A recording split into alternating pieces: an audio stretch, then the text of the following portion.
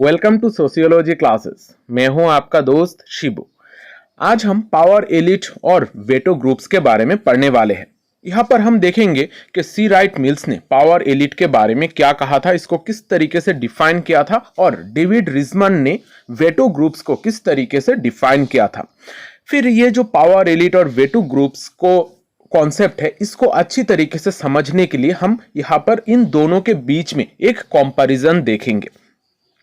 American society में power structure किस तरीके का है, इसमें पावर स्ट्रक्चर किस तरीके से बदल रहा है, ये सारी चीजें सी राइट मिल्स और डेविड रिसमन ने किस तरीके से बताई है, इसके बारे में हम 5 डायमेंशंस का एक डिफरेंस देखेंगे, ताकि वेटो ग्रुप्स और पावर एलिट के बारे में हमें अच्छी तरीके से पता चल जाए और इन दोनों के बीच में हम डिफरेंशिएशन कर सके। अब अगर आप लोगों को सिर्फ पावर एलिट पढ़ना है तो भी आप यहाँ पर जो भी कंपैरिजन में जो फीचर्स दी गई है, कैरेक्टरिस्टिक्स दी गई है, उनको आप पढ़ सकते हो। और वेटो ग्रुप्स का अगर आंसर आपको चाहिए तो आप वेटो ग्रुप्स के जो पॉइंट्स है उनको उठा के आंसर फॉर्म कर सकते हो। तो ये क्लास इस वजह से बहुत इंपॉर्टेंट है। और ये जो क्लास है ये basically IGNOU MS sociology first year का MSO 001 के लोगों के लिए है। अब यहाँ पर मैंने ऑलरेडी प्लेलिस्ट प्रोवाइड कर दी है। बहुत सारे लोगों ने MSO 001 का PDF ऑलरेडी खरीद ली है, तो इस वजह से मैं ये जो क्लास है इसका PDF फ्री में अवेलेबल कर दूंगा। आप लोगों को टेलीग्राम चैनल पे जाना है, वहां पर आप लोगों को ये PDF मिल जाएगा, वहां से आप लोग ये PDF डाउनलोड कर सकते हो। आपको रिवाइज करने में आसानी होगी, और खासकर जिन्होंने PDF को खरीद ली है उनको कोई प्रॉब्लम नहीं होगा, क्योंकि बहुत सारे लोगों ने PDF खरीदा है, तो मैं हर किसी को पर्सनली PDF प्रोवाइड नहीं कर सकता। तो यहाँ पर आप लोग प्लीज जाकर टेलीग्राम चैनल चेक कर लो, वहां पर आपको इसका PDF मिल जाएगा। तो यहाँ पर अब हम ये जो क्लास है इसको आगे बढ़ाते हैं। यहाँ पर पहले हम समझने की कोशिश करते हैं पावर एलिट होते क्या है। पावर एलिट का जो कॉन्सेप्ट है ये दिया था सी राइट मिल्स ने। उन्होंने पावर एलिट का कॉन्सेप्ट दिया है, और इसके अलावा भी उनका जो सबसे इंपॉर्टेंट और एक कंट्रीब्यूशन है, कॉन्सेप्ट है, वो है सोशियोलॉजिकल इमेजिनेशन का। यहां पर हम सिर्फ पावर एलिट के बारे में पढ़ेंगे। अब पावर एलिट को समझने से पहले हमें यह जानना होगा कि एलिट क्या होता है। एलिट बेसिकली एक स्मॉल ग्रुप ऑफ पीपल होता है, जहां पर कुछ लोग स्मॉल ग्रुप ऑफ पीपल है जिनके पास इंटेलेक्चुअल पावर, मनी पावर, उनका स्किल्स, ये सारी चीजें बाकी जो सोसाइटी के लोग हैं उनसे बहुत बेहतर है। यहां पर किसी भी एक काम में जो इंसान बेस्ट है उनको हम नॉर्मली एलीट कहते हैं। एलीट सेक्शन के पीपल के पास इंटेलिजेंस भी ज्यादा होता है, उनके पास मनी ज्यादा होता है, या फिर उनके पास पॉलिटिकल पावर ज्यादा होता है। तो एलीट, हम सोसाइटी में बहुत सारे लोगों को एलीट हम कह सकते हैं। यहाँ पर बहुत सारे अलग अलग स्मॉल ग्रुप के लोग हैं जिनको हम एलीट कैटेगरी में रखते हैं। अब यहाँ पर सी राइट मिल्स ने पावर एलीट के बारे में बात की है। जब हम पॉलिटिकल सिनेरियो में पावर डिस्ट्रीब्यूशन की बात करते हैं, यहां पर पावर जिन लोगों के पास रहता है उनको हम नॉर्मली पावर एलिट कहते हैं। पावर एलिट को सी राइट मिल्स ने डिफाइन किया है। उन्होंने कहा है कि पावर एलिट एक ऐसा यूनिफाइड पावर ग्रुप है जहां पर कुछ top government executive, military officers और कॉरपोरेट डायरेक्टर्स रहते हैं। यानी कि यहां पर पावर एलिट वो सारे लोग हैं जिनको हम रूलिंग माइनॉरिटी कह सकते हैं, जो हमारे गवर्नमेंट को रन करते हैं, यहां पर जिनके जरिए हमारे गवर्नमेंट चलती है, उनको हम पावर एलिट कह सकते हैं। तो सी राइट मिल्स का जो डेफिनेशन है इसको आप लोगों को एज इट इज याद रखना होगा और एग्जाम में कोट करना होगा। पावर एलिट के ऊपर सी राइट मिल्स का एक बुक है, उन्होंने द पावर एलिट 1956 में लिखा है। तो ये बुक का नाम भी आप लोग जरूर याद रखिएगा। अब उन्होंने इस बुक में, द पावर एलिट बुक में, पावर एलिट के बारे में बात की है। अमेरिकन सोसाइटी में किस तरीके का पावर का डिस्ट्रीब्यूशन होता है, किस तरीके का पावर का हायरार्की रहता है, इसके बारे में उन्होंने चर्चा की है।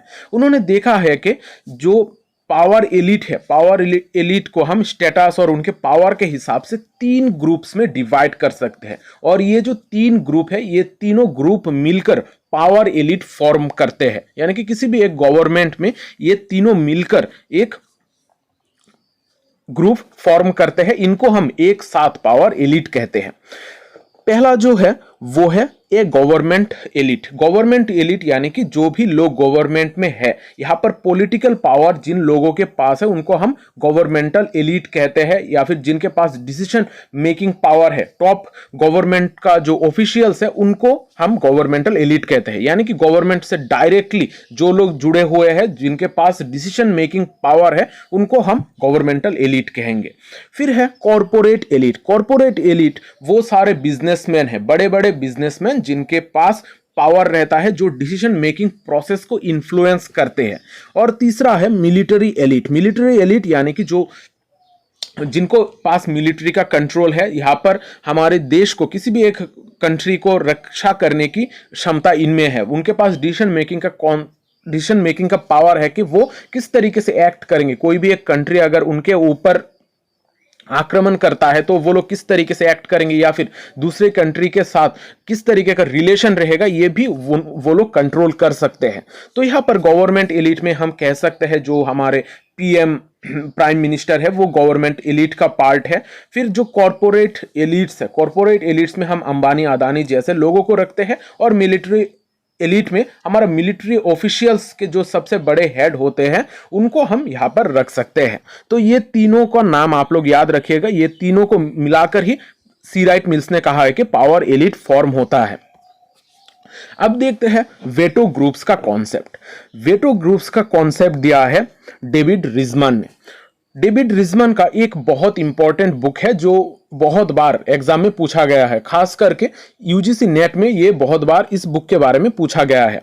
डेविड रिजमन का सबसे इंपॉर्टेंट बुक का नाम है the lonely crowd, A study of the changing American character. ये बुक उन्होंने 1950 में लिखा है।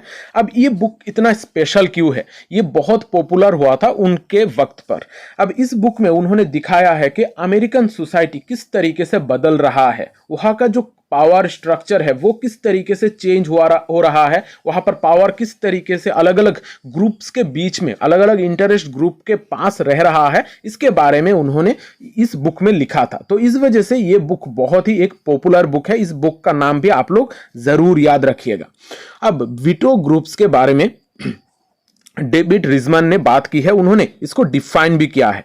अब थोड़ा देखते हैं कि ये वेटो ग्रुप्स एक्चुअली में कौन से ग्रुप को हम कह सकते हैं। अब हम सभी इंटरेस्ट ग्रुप्स के बारे में जानते हैं। इंटरेस्ट ग्रुप्स वो सारे ग्रुप्स है जो अपने कुछ इंटरेस्ट को फुलफिल करने के लिए काम करते हैं। जैसे फैमिली हमारा एक इंटरेस्ट ग्रुप हो सकता है, या फिर स्कूल में जो टीचर्स है उनका एक इंटरेस्ट ग्रुप हो सकता है, लेबरर्स का एक ग्रुप हो सकता है। हर किसी के अपने इंटरेस्ट के हिसाब से ग्रुप फॉर्म कर सकते हैं, लेकिन हर इंटरेस्ट ग्रुप वेटो ग्रुप नहीं होता है, ये आप लोग याद रखिएगा।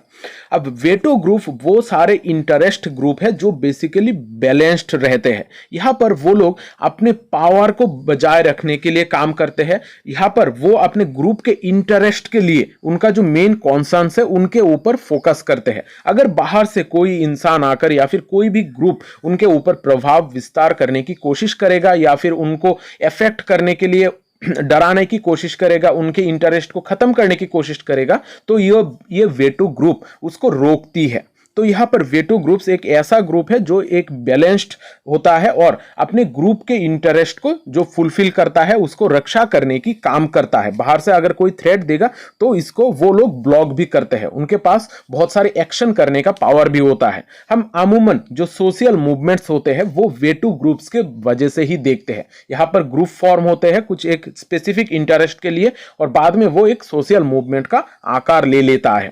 तो यहां पर वेटो ग्रुप्स के बारे में डेविड रिजमन ने बात की है। अब हम देखते हैं वेटो ग्रुप्स और ये जो पावर एलिट है ये दोनों किस तरीके से अलग है। अब जब हम अमेरिकन सोसाइटी की बात करते हैं, अमेरिकन सोसाइटी का पावर स्ट्रक्चर के बारे में सी राइट मिल्स और डेविड रिजमन ये दोनों ने ही बातें की है। तो यहां पर हम कंपैरिजन के जरिए समझने की कोशिश करते हैं कि पावर एलिट और वेटो ग्रुप्स के बीच में क्या डिफरेंस है, वो भी अमेरिकन सोसाइटी के अकॉर्डिंग। यहाँ पर सी राइट मिल्स और डेविड रिजमन अमेरिकन सोसाइटी के पावर स्ट्रक्चर के ऊपर काम करते हैं और वो लोग दो कॉन्ट्रास्टिंग व्यू देते हैं, यानी कि उनके हिसाब से, दोनों के हिसाब से अमेरिका का जो पावर स्ट्रक्चर है वो अलग है। यहाँ पर हम कुछ 5 डायमेंशन के हिसाब से यहाँ पर ये चीजों के डिफरेंशिएशन देखेंगे, यानी कि अमेरिकन सोसाइटी में पावर स्ट्रक्चर का डिफरेंशिएशन हम ये 5 डायमेंशन के अकॉर्डिंग देखने की कोशिश करेंगे और हम इनको थोड़ा अच्छी तरीके से याद भी रखेंगे। यहां पर हम देखेंगे स्ट्रक्चर ऑफ पावर क्या है, किस तरीके से पावर स्ट्रक्चर चेंज होता है, यहाँ पर पावर का ऑपरेशन क्या है, पावर का मेन बेसिस क्या है, किस तरीके से पावर क्रिएट होता है, और ये जो पावर स्ट्रक्चर है ये पावर स्ट्रक्चर का कॉन्सिक्वेंसेस, यानी कि हमारी सोसाइटी में क्या प्रॉब्लम्स इसके वजह से आ सकती है, इसके बारे में भी यहाँ पर हम थोड़ा चर्चा करेंगे। तो अब एक एक करके हम ये कंपैरिजंस देखते हैं। पहला जो कंपैरिजन है वो है स्ट्रक्चर ऑफ पावर का। अब यहाँ पर जब भी हम मिल्स का बात करेंगे तो यहाँ पर पावर एलिट की बात होगी, और जब भी रिजमन की बात की जाएगी तो वहां पर हम वेटो ग्रुप्स की बात करने वाले हैं। तो यहाँ पर जब स्ट्रक्चर ऑफ पावर की बात करते हैं, यानी कि हमारी सोसाइटी में पावर किस तरीके से स्ट्रक्चर्ड रहती है, सी राइट मिल्स कहते हैं कि पावर जो है वो पावर एलिट के पास रहता है। यहां पर कुछ ग्रुप्स है जहां पर टॉप गवर्नमेंट एलिट है, ऑफिशियल्स है, मिलिट्री, कॉर्पोरेट सेक्टर, ये सारे लोग मिलकर एक हायरार्किकल स्ट्रक्चर फॉर्म करते हैं। हमारी सोसाइटी में एक हायरार्किकल स्ट्रक्चर होता है जहां पर हायर पोजीशन पे जो लोग हैं उनके पास पावर रहता है, यानी कि पावर का स्ट्रक्चर एक हायरार्किकल स्ट्रक्चर है जहां पर टॉप लोगों के पास ही पावर रहता है। यहां पर सी राइट मिल्स ने कहा है कि ये पावर एक पिरामिड की तरह काम करता है, यानी कि नीचे से ऊपर तक एक पिरामिड के जैसा है, जहां पर ऊपर के पोजीशन के लोगों के पास पावर है और नीचे मिडिल लेवल पे जो लोग हैं उनके पास भी थोड़ा बहुत पावर होते हैं, और जो लोग एकदम बॉटम पे यानी कि एकदम नीचे है इस पिरामिड के, उनके पास कोई पावर नहीं होता है। वो लोग बाकी लोगों को फॉलो करते हैं, यानी कि जो नीचे वाले लोग हैं वो लोअर मिडिल क्लास या फिर वर्किंग क्लास के लोग हैं जिनके पास कोई पावर नहीं होता है। अब मिल्स का ये पावर स्ट्रक्चर थोड़ा अलग है और डेविड रिजमन का जो पावर स्ट्रक्चर है वो अलग है। डेविड रिजमन कहते हैं नहीं, मिल्स जिस तरीके का बातें कहते हैं वो सारी चीजें सही नहीं है। रिजमन के हिसाब से सिंगल पावर एलिट के पास, सिंगल ग्रुप के पास पावर नहीं रहता है। यहां पर हमारी सोसाइटी में जो पावर है वो अलग अलग ग्रुप्स में डिवाइडेड होता है। यहां पर वो एक प्लूरलिस्टिक मॉडल देते हैं जहां पर अलग अलग वेटो ग्रुप्स की बात करते हैं। रिजमन के हिसाब से पावर जो है अलग अलग इंटरेस्ट ग्रुप्स के पास रहता है। अलग अलग इंटरेस्ट ग्रुप जो पावर के वजह से वीटो ग्रुप्स बनती है उनके पास रहता है। उनके पास क्षमता होती है उनके खुद के ओन इंटरेस्ट को रक्षा करने के लिए, प्रोटेक्ट करने के लिए, और जो भी बाहर के लोग हैं उनके इंटरेस्ट को खत्म करने की कोशिश करते हैं, उनके खिलाफ ब्लॉक करने के लिए या फिर उनके अगेंस्ट जाकर एक्शन करने के लिए। तो ये जो वेटो ग्रुप्स है ये रिजमन के अकॉर्डिंग ये एक ऐसा स्ट्रक्चर है जहां पर पावर अलग अलग ग्रुप्स के पास होती है, ना कि सिर्फ एक ग्रुप के पास। अब यहां पर पावर का स्ट्रक्चर किस तरीके से चेंज हो रहा है। यहां पर अमेरिकन सोसाइटी में पावर का स्ट्रक्चर वक्त के साथ साथ बदल रहा है। यहां पर मिल्स, सी राइट मिल्स और डेविड रिजमन का व्यू पॉइंट दोनों अलग है।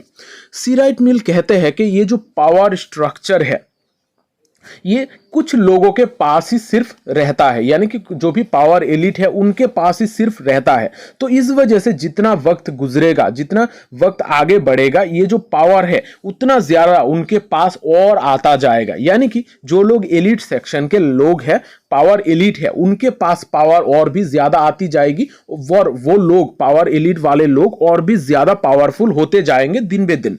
लेकिन डेविड रिजमन थोड़ा अलग व्यू प्रोवाइड करते हैं। यहां पर उनके हिसाब से ये जो पावर का स्ट्रक्चर है ये बहुत सारे अलग अलग ग्रुप्स में बटे हुए हैं। अलग अलग जो इंटरेस्ट ग्रुप है उनमें सेपरेटेड है। तो इस वजह से ये जो अलग अलग ग्रुप्स है, हम वक्त के साथ साथ देखेंगे कि ये पावर का जो सिचुएशन है ये डिसेंट्रलाइज्ड हो जाएगा, यानी कि अलग अलग ग्रुप के पास ये पावर रहेगा और डिसेंट्रलाइज एक पावर हमें देखने को मिलेगा, जिसके वजह से सिर्फ एक ग्रुप कभी भी डोमिनेट नहीं कर पाएगा। एक ग्रुप के बातों को ही सारे लोगों को नहीं मानना पड़ेगा। यहां पर अलग अलग ग्रुप के लोग रहेंगे जो लोगों को इन्फ्लुएंस करेंगे, लोगों के डिसीजन मेकिंग प्रोसेस को इन्फ्लुएंस करेंगे। अब देखते हैं operation of the structure of power. अब ये पावर को हम किस तरीके से ऑपरेशन में लाया जाता है, यानी कि किस तरीके से हमारे डे टू डे लाइफ में या फिर हमारे गवर्नमेंट में, सोसाइटी में किस तरीके से यूज किया जाता है, इसको ऑपरेट किस तरीके से किया जाता है। सी राइट मिल्स के हिसाब से ये जो पावर एलीट के वाले लोग हैं, ये लोग सारे चीजों को कंट्रोल करते हैं। यहां पर पब्लिक पॉलिसीज का क्रिएशन हो या फिर जो पॉपुलेशन है उनका थॉट प्रोसेस को मैनिपुलेशन की बात हो, सारे चीजों को पावर एलिट वाले लोग कंट्रोल करते हैं। तो इस वजह से जो भी अनऑर्गेनाइज्ड मासेस है, जिनके पास पावर नहीं है, जो लोग एकजुट नहीं है, उनके खिलाफ ये लोग, उनके ऊपर ये लोग डोमिनेट करते हैं। यानी कि पावर एलिट वाले जो लोग हैं वो लोग डोमिनेट करते हैं। यानी कि यहां पर जो ऑपरेशन है पावर का, वो लोग पावर एलिट वाले लोग बाकी जो अनऑर्गेनाइज्ड मासेस है उनके ऊपर वो लोग डोमिनेट करते हैं। लेकिन ऑपोजिट में डेविड रिजमैन कहते हैं कि ऐसा नहीं है, सिर्फ कुछ लोग डोमिनेट नहीं करते हैं। यहां पर जो इशू है ये वक्त के साथ साथ बदलता रहता है। यहां पर जो अलग अलग ग्रुप्स है वहां पर सिनेरियो भी बदलता रहता है। तो पावर ऑपरेशन की बात अगर हम करेंगे तो डिफरेंट ग्रुप्स में डिफरेंट तरीके का कंट्रोलिंग मैकेनिज्म हमें देखने को मिलता है। तो यहां पर हर ग्रुप का एक अपना ऑपरेशन का सिस्टम रहता है। वो लोग खुद किस तरीके से ऑपरेट करेंगे वो अपने ग्रुप के ऊपर, जो भी वेटो ग्रुप है उसके ऊपर डिपेंड करता है। यहां पर सारे लोगों को कोई एक कंट्रोल नहीं करेगा। अब ये जो पावर है इसका बेसिस क्या रहता है? सी राइट मिल्स के हिसाब से ये जो पावर एलिट वाले लोग हैं वो लोग कॉमन इंटरेस्ट के ऊपर इतना ज्यादा वैल्यू नहीं देते हैं। वो लोग सिर्फ अपना जो इंटरेस्ट है, यानी कि पावर एलिट वाले जो लोग हैं उनके इंटरेस्ट के बारे में बात करते हैं, उनके कॉमन इंटरेस्ट के बारे में बात करते हैं। वो लोग अपने फायदे के बारे में ही सिर्फ सोचते हैं, लेकिन जो बाकी के लोग हैं उनके फायदे के बारे में वो लोग इतना ज्यादा नहीं सोचते हैं। इसके वजह से जो पावर एलिट वाले सेक्शन वाले लोग हैं वो दिन ब दिन और भी ज्यादा सोसाइटी को कंट्रोल करने लगते हैं और उनके पास ही दिन ब दिन पावर बढ़ता ही जाता है।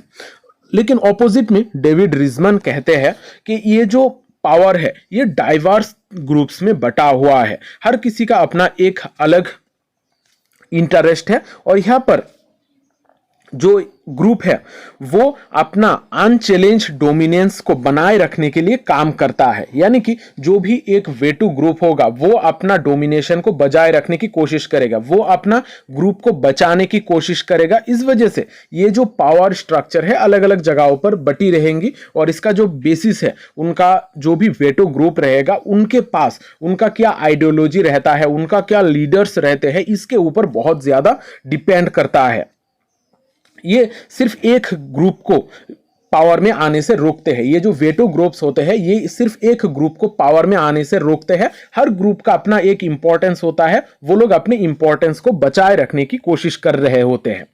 अब देखते हैं consequences of the structure of power. अभी तक हमने जो भी बातें की है यहां पर हर पॉइंट में हमें पावर एलिट और जो वेटो ग्रुप्स है उनके कैरेक्टरिस्टिक्स के बारे में पता चला है। अब जो पॉइंट हम देखने वाले हैं इसको थोड़ा केयरफुली समझने की कोशिश कीजिएगा। यहां पर हम देखते हैं consequences of the structure of power, यानी कि ये जो पावर स्ट्रक्चर बन रहा है पावर एलिट के वजह से या फिर वेटो ग्रुप्स के वजह से, इसका क्या कॉन्सिक्वेंसेस हमारे सोसाइटी में, हमारे डेमोक्रेटिक ऑर्डर में, डेमोक्रेटिक सोसाइटी में देखने को मिल रहा है, ये थोड़ा समझते हैं। सी राइट मिल्स का जो कॉन्सेप्ट था वो था पावर एलिट का कॉन्सेप्ट। अब यहां पर क्या कॉन्सिक्वेंसेस देखने को मिल सकते हैं हमारे पावर एलिट के वजह से? पावर एलिट सारे चीजों को कंट्रोल करता है, सारे चीजों को कंट्रोल करने के वजह से वो दिन ब दिन और भी ज्यादा पावरफुल बनता जाता है। अब इसके वजह से सी राइट मिल कहते हैं कि जो डेमोक्रेसी है वो धीरे धीरे बहुत ज्यादा खतरे में आ सकती है। यहां पर डेमोक्रेसी नहीं रहेगा अगर पावर एलिट का पावर दिन ब दिन बढ़ता जाएगा। यहां पर जो भी पब्लिक डिबेट्स है, यहाँ पर जो अकाउंटेबिलिटी है वो खत्म हो सकती है। यानी कि अब लोग अगर पावर एलिट चाहे तो लोग उनको क्वेश्चन भी नहीं कर सकेंगे। यहाँ पर पब्लिक डिबेट का कोई इशू नहीं रहता है। जैसे हम आजकल नॉर्मली इंडिया में देखते हैं कि इंडिया तो एक डेमोक्रेटिक कंट्री है, लेकिन दिन ब दिन ये एक अलग एक जोन में चला जा रहा है, जहां पर पावर कुछ लोगों के पास ही रह रहा है और वो लोग पूरी कंट्री को कंट्रोल कर रहे हैं। तो यहाँ पर हमारे अकाउंटेबिलिटी की बात नहीं आ रही है। जो भी हम लोगों को चीजें चाहिए, जैसे जॉब वगैरह चाहिए होता है, हमारे बेसिक नेसेसिटीज है, वो सारी चीजें हम हमारी हक अदा नहीं कर सकते। वो लोग अगर हमें प्रोवाइड करेंगे तभी हमें चीजों को मिलेगा। यहाँ पर कोई किसी के लिए अकाउंटेबल नहीं रहता है। यानी कि आप अगर क्वेश्चन भी करोगे तो आपको कोई जवाब नहीं मिलेगा। वो लोग अब अकाउंटेबल नहीं रहते हैं। इसी तरीके से पावर एलिट का अगर पावर बढ़ जाए तो वो लोग अकाउंटेबल नहीं रहेंगे।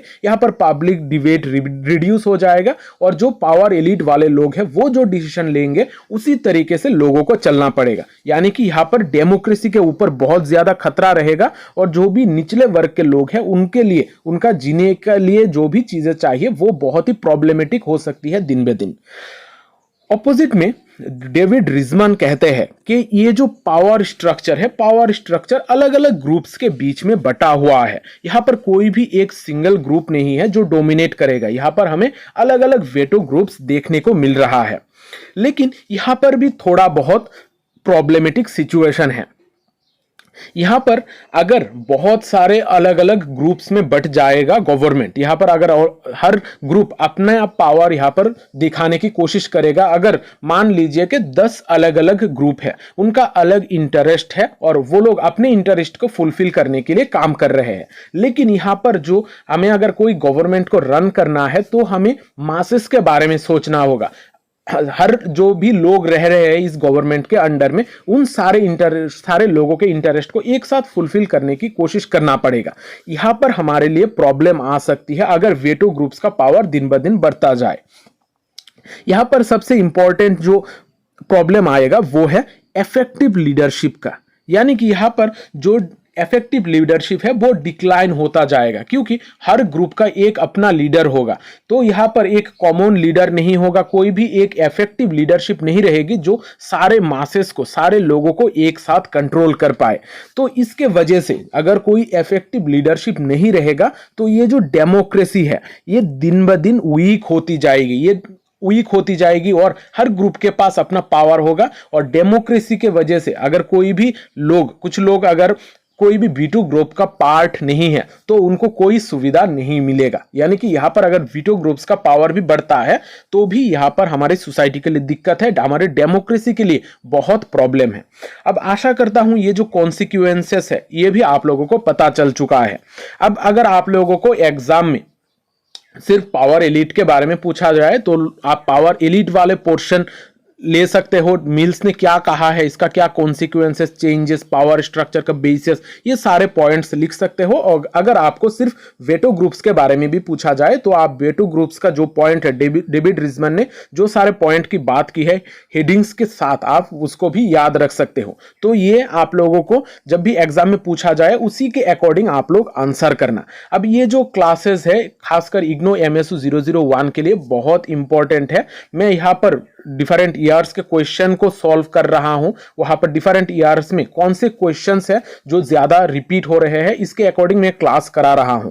यहां पर MSU 001 में पावर रिलेटेड जो टॉपिक्स है उनसे हर साल कम से कम 2 क्वेश्चंस आ रहे हैं। तो यहां पर इस वजह से मैं पावर के क्लासेस के ऊपर थोड़ा फोकस कर रहा हूं।